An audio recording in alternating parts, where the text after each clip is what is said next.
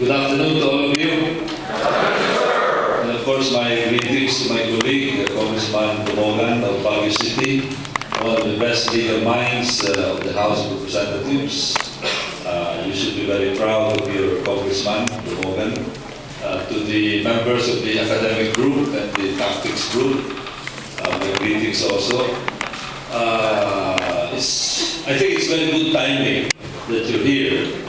What I suggest you do is visit us in the Andaya Hall.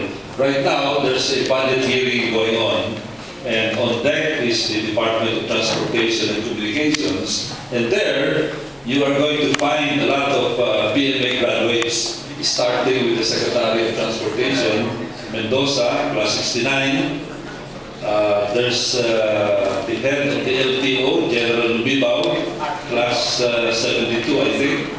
And then there's another one, Thompson Lanchon, class 69 also, is one of the undersecretaries. And I think one or two others, even General Dolinaya, former governor of Ifugao, is also a PMA graduate, Air Force. He's now head of the Philippine Aerospace Development Corporation. At marami pang iba. So, if you see them, I think you will be inspired.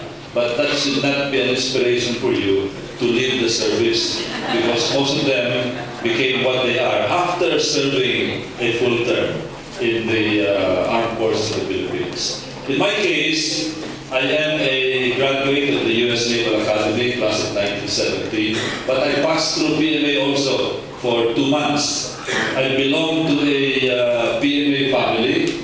My younger brother is PMA class 76, Vice Admiral Ferdinand Goles, presently the flag officer of command of the Philippine Navy. Sino mga mag-Navy dito?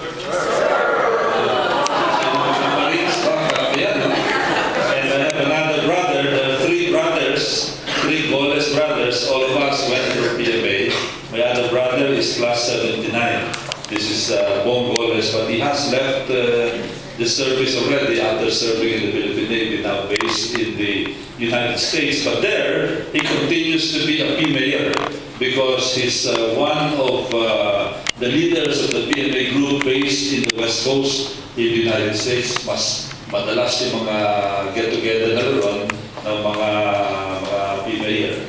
Here in the House of Representatives, we have, I think, at least one PMAer. This is Congressman Dumpit, Tomas Dumpit Jr. of the province of La Union, class of 84, no? Class of 84. We have another United States Naval Academy graduate, class of 88, Congressman Jun Abaya.